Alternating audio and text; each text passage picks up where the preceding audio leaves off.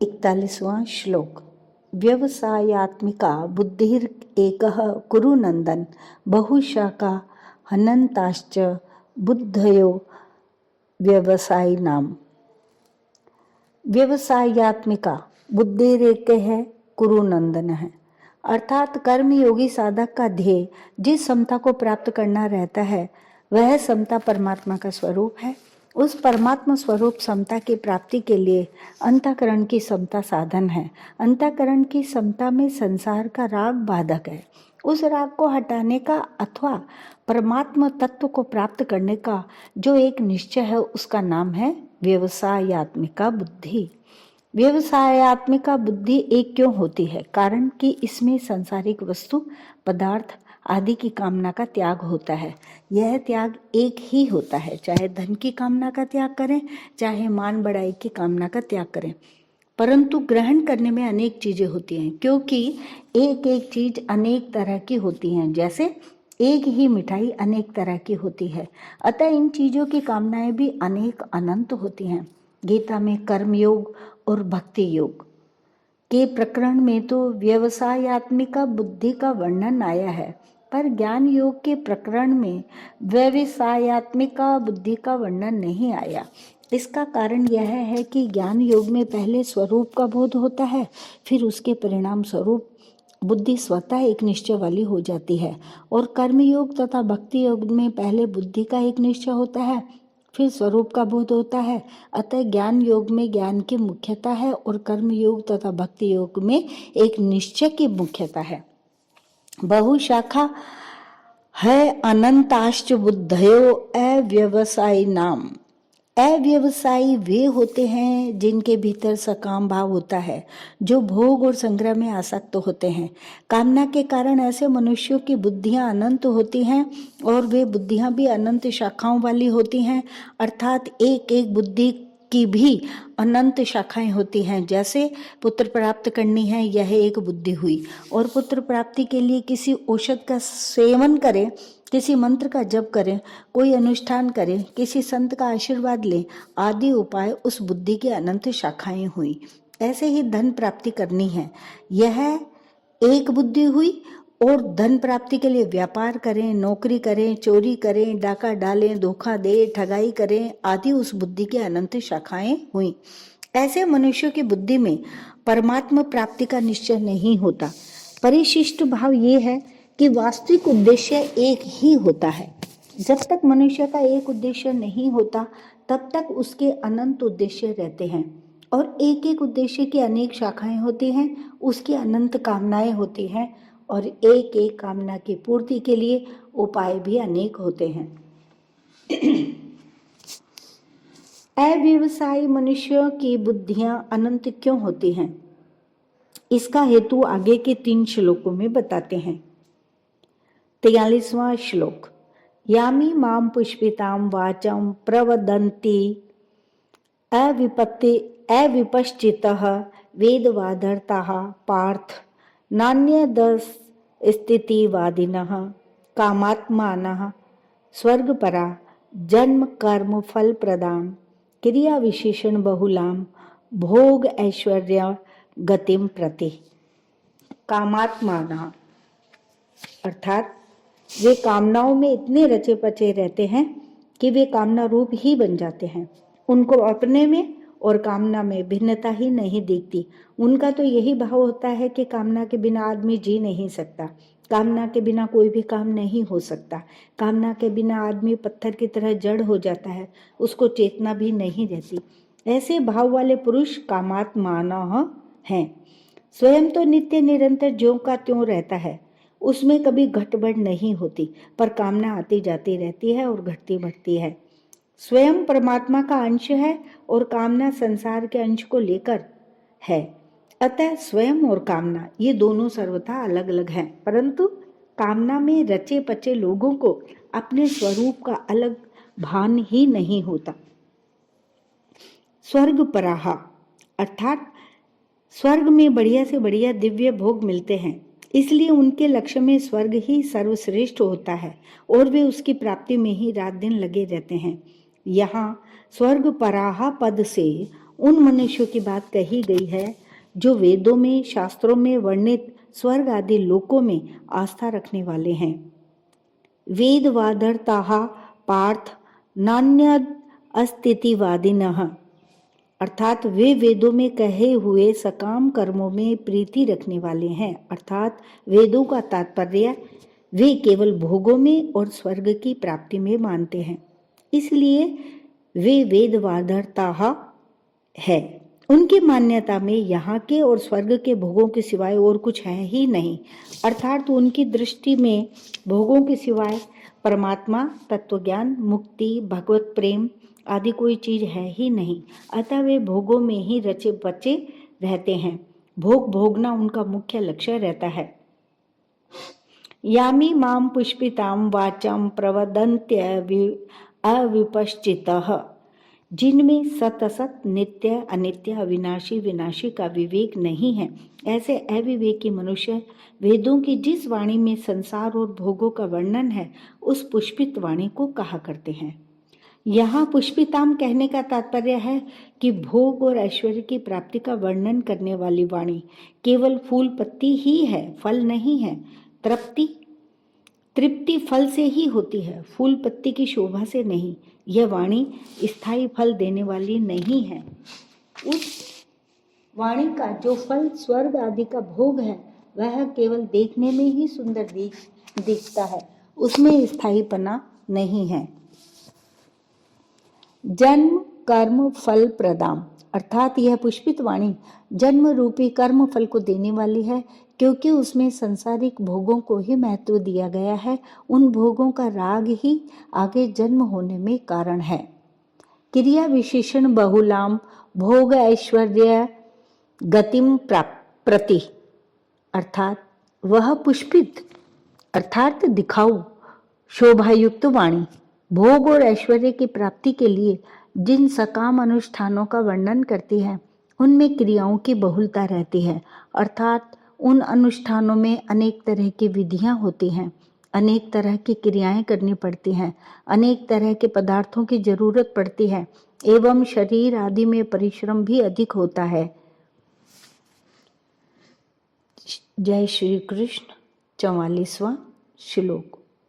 भोग ऐश्वर्य प्रसक्तानां तया अपहत चेतसां व्यवसायात्मिका बुद्धिः समाधौ न विधीयते। तया पहत चेतसाम, अर्थात पूर्व श्लोक में जिस पुष्पित वाणी का वर्णन किया गया है उस वाणी से जिनका चित्त अपहत हो गया है, अर्थात स्वर्ग में बड़ा भारी सुख है, दिव्य नंदन वन है, अप्सराएं हैं, अमृत हैं, ऐसी वाणी से जिनका चित्त उन भोगों की तरफ खींच गया है। भोग ऐश्वर्य प्रसक्ता नाम, अर्थात शब्द, स्पर्श, रूप, रस और गंध, ये 5 विषय शरीर का आराम, मान और नाम की बढ़ाई, इनके द्वारा सुख लेने का नाम भोग है। भोग के लिए पदार्थ, रुपए, पैसे, मकान आदि का जो संग्रह किया जाता है उसका नाम ऐश्वर्य है। इन भोग और ऐश्वर्य में जिनकी आसक्ति है, प्रियता है, खिंचाव है, अर्थात इनमें जिनकी महत्व बुद्धि है, उनको भोग ऐश्वर्य प्रसक्ता नाम कहा गया है। जो भोग और ऐश्वर्य में ही लगे रहते हैं वे आसुरी संपत्ति वाले होते हैं, कारण कि असुर नाम प्राणों का है और उन प्राणों को जो बनाए रखना चाहते हैं उन प्राण पोषण परायण लोगों का नाम असुर है। वे शरीर की प्रधानता को लेकर यहाँ के अथवा स्वर्ग के भोग भोगना चाहते हैं। व्यवसायात्मिका बुद्धि समाधो न विधीयते, अर्थात जो मनुष्य जन्म का असली ध्येय है, जिसके लिए मनुष्य शरीर मिला है, उस परमात्मा को ही प्राप्त करना है, ऐसी व्यवसायात्मिका बुद्धि उन लोगों में नहीं होती। तात्पर्य यह है कि जो भोग भोगे जा चुके हैं, जो भोग भोगे जा सकते हैं, जिन भोगों को सुन रखा है और जो भोग सुने जा सकते हैं, उनके संस्कारों के कारण बुद्धि में जो मलिनता रहती है, उस मलिनता के कारण संसार से सर्वथा विरक्त होकर एक परमात्मा की तरफ चलना है, ऐसा दृढ़ निश्चय नहीं होता। ऐसे ही संसार की अनेक विद्याओं, कलाओं आदि का जो संग्रह है उससे मैं विद्वान हूँ, मैं जानकार हूँ, ऐसा जो अभिमान जन्य सुख का भोग होता है, उसमें आसक्त मनुष्यों का भी परमात्म प्राप्ति का एक निश्चय नहीं होता। विशेष बात ये है कि परम दयालु प्रभु ने कृपा करके इस मनुष्य शरीर में एक ऐसी विलक्षण विवेक शक्ति दी है जिससे वह सुख दुख से ऊंचा उठ जाए, अपना उद्धार कर ले, सबकी सेवा करके भगवान तक को अपने वश में कर ले। इसी में मनुष्य शरीर की सार्थकता है। परंतु प्रभु प्रदत्त इस विवेक शक्ति का अनादर करके नाशवान भोग और संग्रह में आसक्त हो जाना पशु बुद्धि है। कारण कि पशु पक्षी भी भोगों में लगे रहते हैं, ऐसे ही अगर मनुष्य भी भोगों में लगा रहे तो पशु पक्षियों में और मनुष्य में अंतर ही क्या रहा। पशु पक्षी तो भोग योनि है, अतः उनके सामने कर्तव्य का प्रश्न ही नहीं है। परंतु मनुष्य जन्म तो केवल अपने कर्तव्य का पालन करके अपना उद्धार करने के लिए ही मिला है, भोग भोगने के लिए नहीं। इसलिए मनुष्य के सामने जो कुछ अनुकूल प्रतिकूल परिस्थिति आती है वह सब साधन सामग्री है, भोग सामग्री नहीं। जो उसको भोग सामग्री मान लेते हैं उनकी परमात्मा में व्यवसायत्मिका बुद्धि नहीं होती।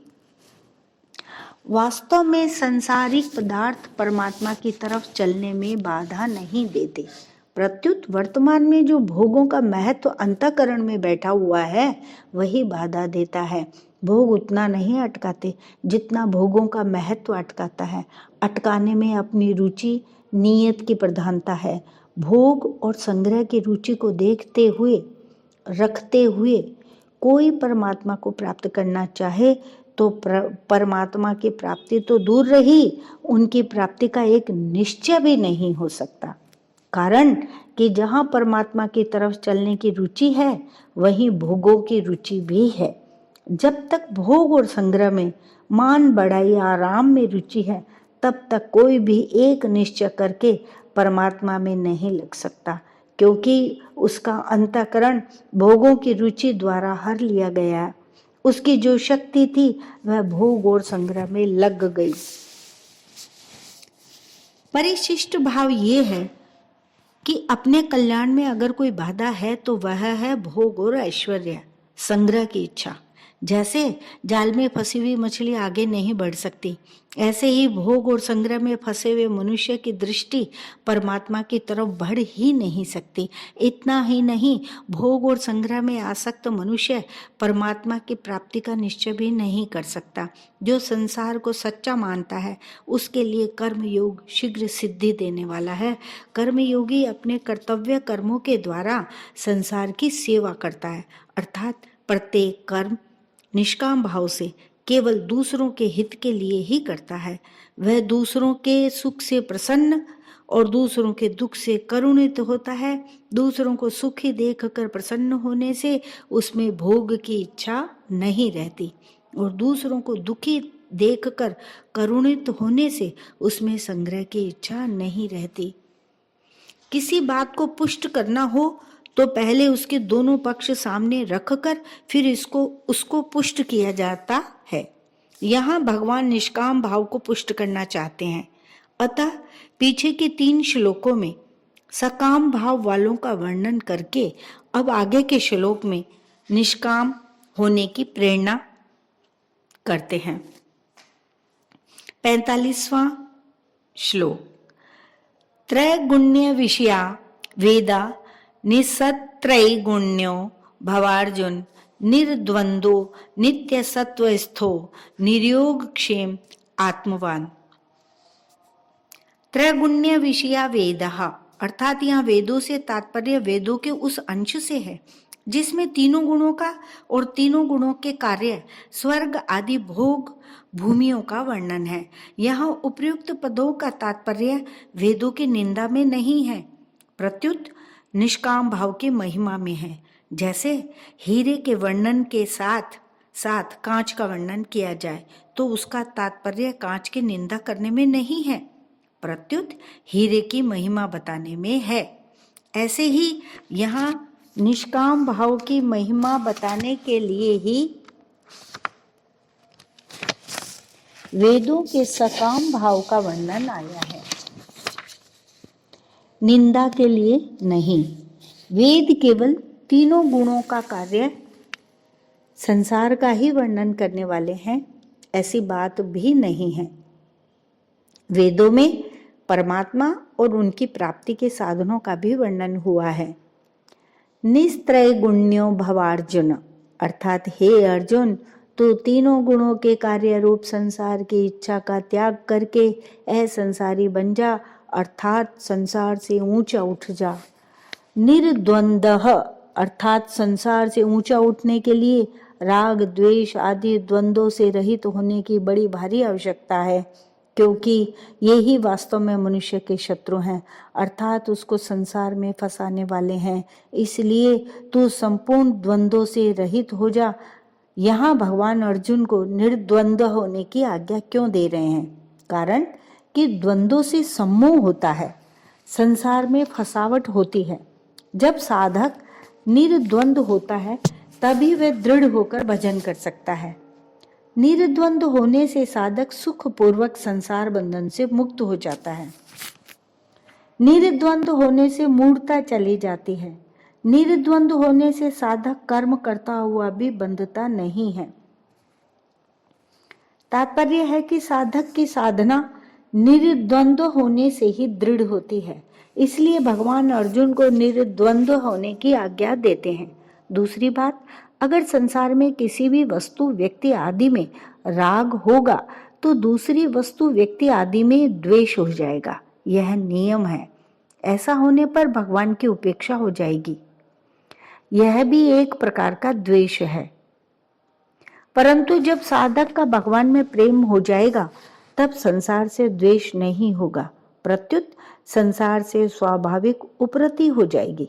उपरति होने की पहली अवस्था यह होगी कि साधक का प्रतिकूलता में द्वेष नहीं होगा, किंतु उसकी उपेक्षा होगी।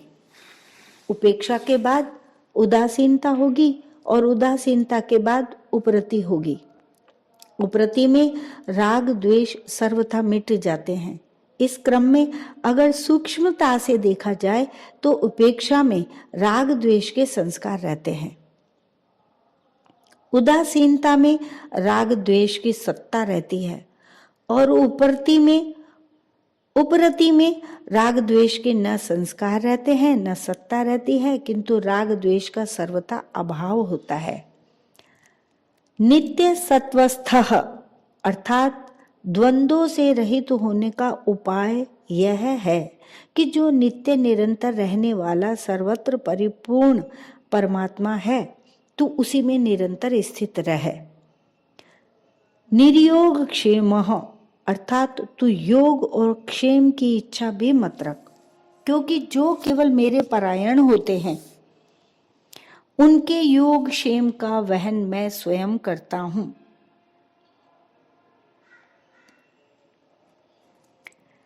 अप्राप्त वस्तु की प्राप्ति का नाम योग है और प्राप्त वस्तु की रक्षा का नाम क्षेम है।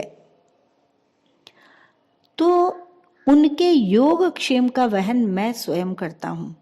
आत्मवान, अर्थात तू केवल परमात्मा के परायण हो जा, एक परमात्मा प्राप्ति का ही लक्ष्य रख। परिशिष्ट भाव ये है कि निर्द्वंद्व वास्तव में जड़ चेतन सत असत नित्य अनित्य नाशवान अविनाशी आदि का भेद भी द्वंद्व है। योग और क्षेम की चाहना भी द्वंद्व है। द्वंद्व होने से सब कुछ भगवान ही है, इस वास्तविकता का अनुभव नहीं होता। कारण कि जब सब कुछ भगवान ही है तो फिर जड़ चेतन आदि का द्वंद्व कैसे रह सकता है। इसलिए भगवान ने अमृत और मृत्यु, सत और असत दोनों को अपना स्वरूप बताया है। अमृतम चैव मृत्युश्च सद सचाहम अर्जुन। तीनों गुणों से रहित निर्द्वंद आदि हो जाने से क्या होगा, इसे आगे के श्लोक में बताते हैं।